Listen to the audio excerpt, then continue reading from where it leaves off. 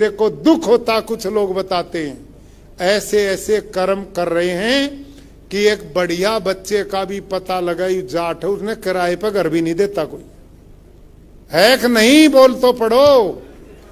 तो क्या पैदा कर रहे हो? जिसने किराए पे घर देने से भी कोई डरता हो, उसके प्रति क्या सम्मान का भाव रह गया? अरे हम किन महापुरुषों की संतान हैं, गोकुला जाट जैसे महापुरुषों के पुत्र हैं हम, महाराजा सूरजमल की संतान है हम ऋषियों की संतान है, ये देश का गौरव है।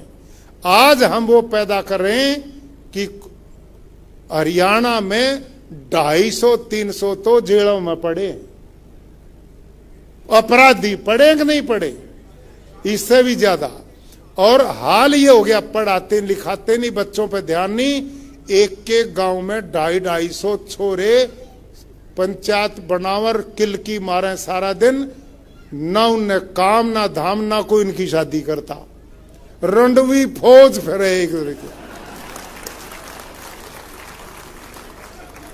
बताओ, ये हाल है आपका।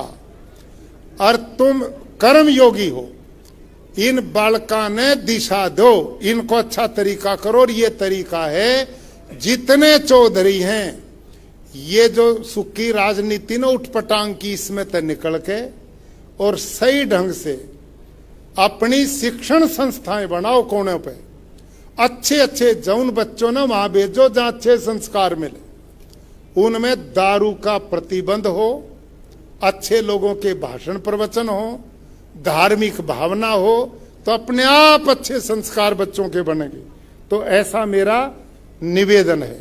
और हमारा संगठन, मैं पुनः इस बात को कहूंगा कि भाई हम मजबूत बने, इसलिए नहीं कि हम कोई धरती न तोड़ेंगे, हमारी मजबूती 36 बिरादरी की उन्नति का कारण बननी चाहिए।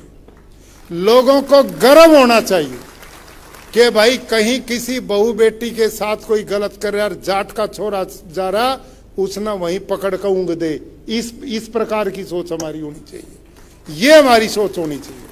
हम सहारा बने। मैंने एक बात बीच में कही थी, गांव के अंदर हर बिरादरी रहती, हम भी रहते थे, कितना प्रेम था, वह लोग खेत में काम कर रहे थे, बदले में हमारी माँ दादी ये नाई का, ये लोहार का, ये कुम्हार का, ये जुलाहे का, ये सुनार का, सारों को देने का प्रोग्राम था कि नहीं? वह हमारे ब्याह शादी में वह चौधरी, हम उनके यहाँ चौधरी, कितना भाईचारा था समाज में, कितनी एकता थी समाज में, एक दूसरे के सुख दुख के थे। आज भी सारी बिरादरियों में हम सब ने वही भाव रखना चाहिए और अपने आने वाली पीढ़ियों को भाई अच्छे संस्कार, अच्छे विचार, अच्छी शिक्षा दो, तब ये महापुरुष जो पीछे चित्र लगे है ना, तब इनका आशीर्वाद हमें मिलेगा। बहुत लंबी बात मैंने कर दी। मैं कलसानी और पलसानिया, ये दो नौजवान, और इनके जो गुरुजी सही हैं वो हैं चौधरी राम सिंह, ये रहते हैं बेंगलोर में। भाई हम तो अपने अपने काम पर लगे रहे, लेकिन इस युवा पीढ़ी को अपना साथ और सहयोग, आशीर्वाद 24 घंटा मिलने के लिए कैसा आदमी हो, वो जिम्मेवारी चौधरी राम सिंह पूरी करते।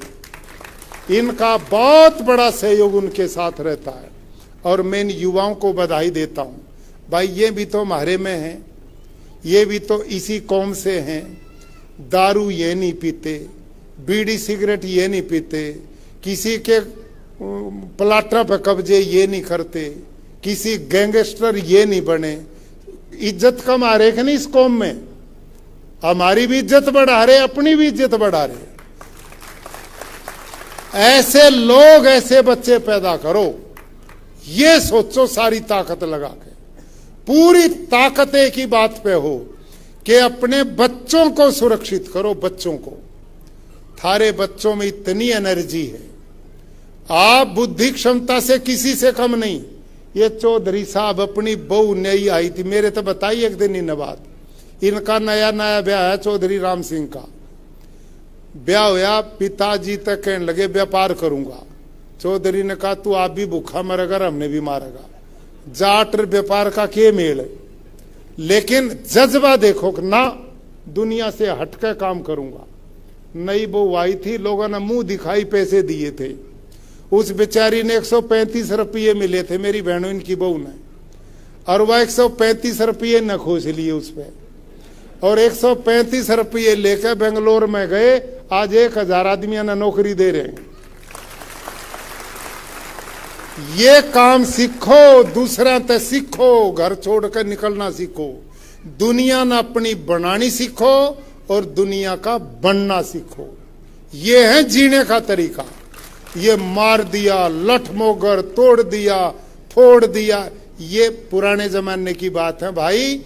वो जमाना था मसल युग, जो था महाराजा सूरजमल का, वो मसल युग था। वहां तलवार और खूंटा बजाने का युग था, उनके साथ था। आज वो जमाना, आज है बुद्धि का युग। विवेक से काम लो, बुद्धि से लो। अंत में मैं एक बात बार बार कहता हूं, नेता नहीं कहते उस बात में, मैं इस बात को कहता हूं भाई। मैं खुद भी नेताजी नहीं हूं, मैं तो शिक्षक हूं, बालक पढ़ाता रहा हूं। मैं तो इस पद पर मैं धन्यवाद करता हूं, उन्होंने पता नहीं क्यों कर लिया, बैठा दिया।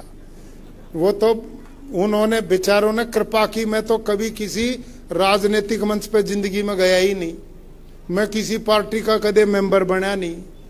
मैं तो बालक पढ़ाता था और किसानों के बीच में प्राकृतिक खेती का प्रचार करता था, गौ नस्ल सुधार की बात करता था, समाज से कुरीतियां मिटाने की बात करता था। आर्य समाज के संपर्क में आकर के विचार मिले थे। इसी सोच को लेकर ये लोग ले आए, और भाई मैं तो इसी काम पे यहां जुटा पड़ा हूं। थारे को मैं निवेदन करूं, तुम पशुपालक भी हो और खेती करने वाले भी हो। मैं कहता हूं कि आप अपने बच्चों को खूब पढ़ाओ, IAS, IPS, इन सिविल सर्विसेज में भेजो। अच्छे पढ़ाओगे कहीं ना कहीं तो फिट होएगा। और उसके साथ बिजनेस में भेजो, चौधरी रमन सिंह की तरह, चौधरी राम सिंह की तरह। इनमें भी मेरे कितने भाई बैठे हैं। अपने बच्चों को उस बिजनेस की ओर भी भेजो। और खेती करो तो मॉडर्न प्राकृतिक खेती करो। ये गेहूं चावल बो दिए, सारी धरती का पानी काट दिया, आप भी भूखे मरें और धरती बंजर बना दी। मैंने यहां अभियान चला इस गुजरात में, आज 5.5 लाख किसान प्राकृतिक खेती करने लगे गुजरात में। इतनी तेजी से लोग बदले। और हिमाचल प्रदेश में मैं 4 साल गवर्नर रहा, वहां मैं गांव गांव में जाता था और लोगों को मैंने प्राकृतिक खेती सिखाई। और उसका परिणाम अब बता क्या हुआ?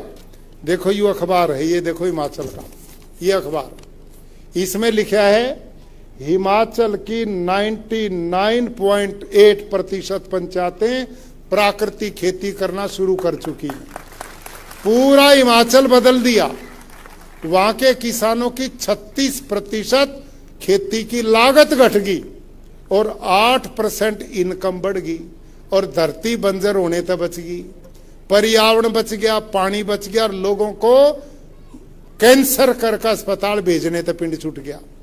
आप सबसे निवेदन है चौधरियों कि प्राकृतिक खेती करो और अपने बच्चों ने पढ़ा करके योग्य बनाकर अलग अलग क्षेत्र में भेजो।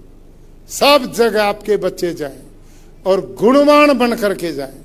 सारी दुनिया के लोग ये मानने, दूसरी 36 बिरादरी बायू जाट का छोर आ गया तो हमारा भी सारा बनेगा, हमारी भी मदद करेगा, ये भावना होनी चाहिए।